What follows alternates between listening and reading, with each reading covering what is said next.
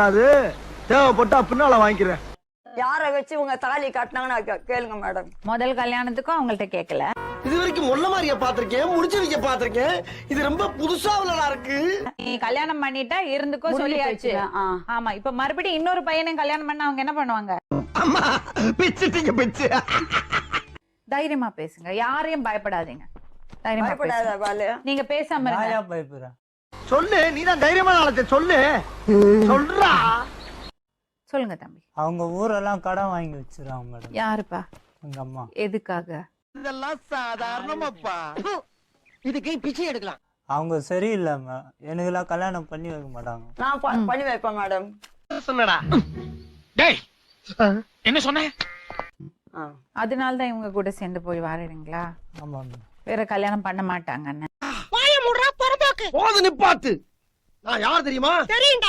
உங்களுக்கு உங்க அண்ணாக்கு பண்ணறது